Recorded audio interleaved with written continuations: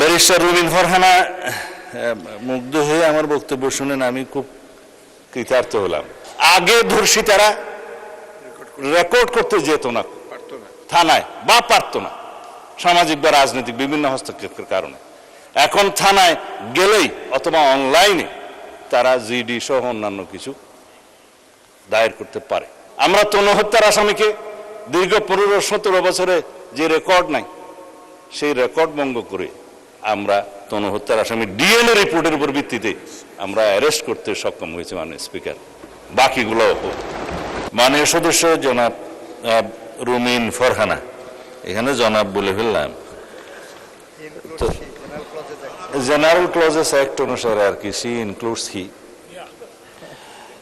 লয়ারদের ভাষায় আর কি। আমি মাননীয় সদস্য সিনিয়র অ্যাডভোকেট জনাব জায়নাল আবেদিনের সাথে একটু ডিফার করতে চাই। পার্লামেন্টের এই হাউসে বাইরের কোনো বিধিবিধান চলে না, এটা রুলস অফ প্রসিডিউর অনুসারে চলে। এটা সংবিধানে হাউসকে সেই ক্ষমতা দেয়া হয়েছে রুলস অফ প্রসিডিউর প্রণয়নের জন্য। এইখানে নিষেধাজ্ঞা দেয়া নাই যে কোন পোশাক পরিহিত অবস্থায় এখানে ঢোকা যাবে না বা ঢোকা যাবে।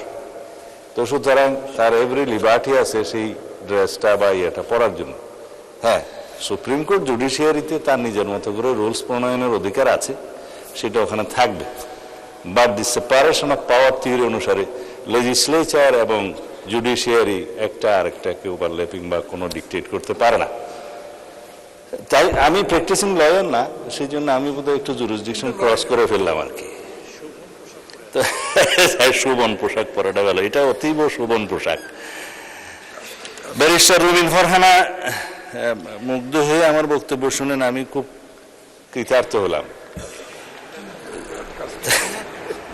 আমি আরো কৃতার্থ হতাম একটু পরে বলতেছি। গত পরশু দেশের আইন শৃঙ্খলা পরিস্থিতি যেভাবে উন্নত হয়েছে সেটা ডাটা সহ ক্রাইম রিপোর্ট সহ খাতোয়ারি বর্ণনা এখানে দিয়েছিলাম। সম্ভবত আমার ওই মুগ্ধকর বক্তব্যটা আপনি সেদিন হয়তো শুনতে পারেন নাই, হতে পারে। তার মধ্যে ঐতিহাসিকভাবে বিগত 10-15 বছর স্পেশালি 2025-এর রেফারেন্স সহ আমি ডাটাগুলো উল্লেখ করেছিলাম। ইন শর্ট দ্যাট খুনের চিত্র এই, ধর্ষণের চিত্র এই, নারী ও শিশু নির্যাতনের চিত্র এই, ডাকাতির এই সংখ্যা হিসাবে দিয়েছিলাম মাসওয়ারি। তাতে করে ঐতিহাসিকভাবে এই বর্তমান সরকারের দায়িত্বে আসার পর থেকে এই পর্যন্ত সমস্ত ডাটায় আমরা ঐতিহাসিকভাবে এগিয়ে আছি, মানে উন্নত আছে।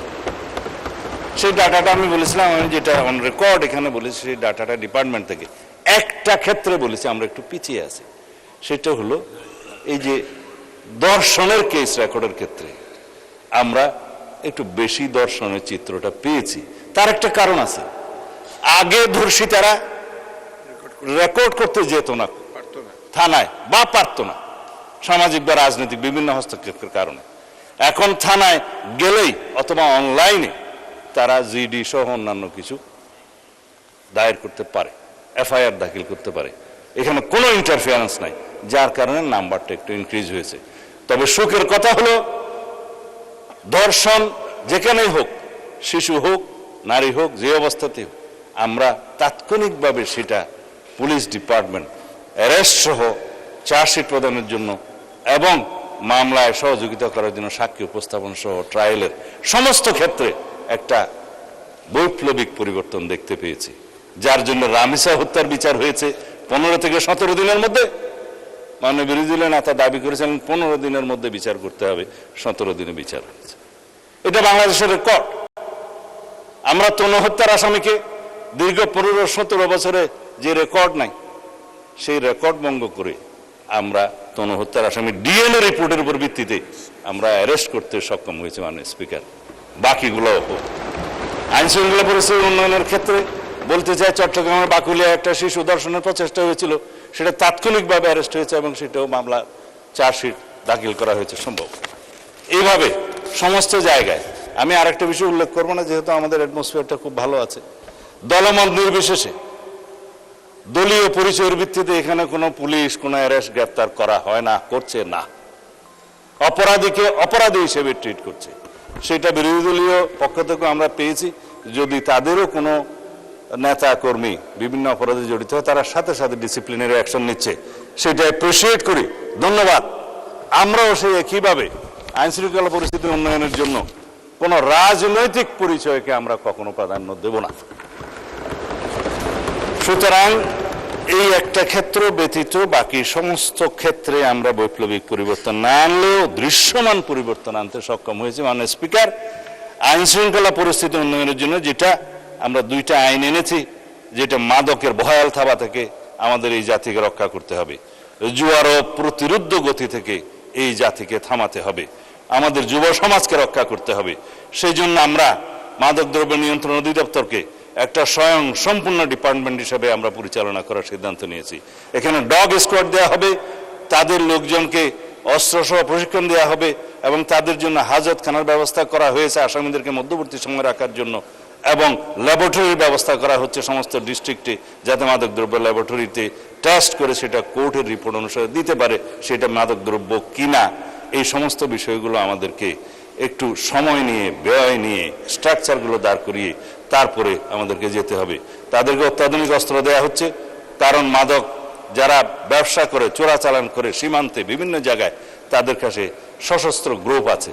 আমাদের নিরস্ত্র মাদক দ্রব্যের যে কর্মচারীরা, কর্মকর্তারা, তাদেরকে বিনা হাতে কোনো ডাল তলোয়ার ছাড়া যেতে পারে না, তাদেরকে এইভাবে সশস্ত্র ওয়েল ইকুইপড করা হচ্ছে।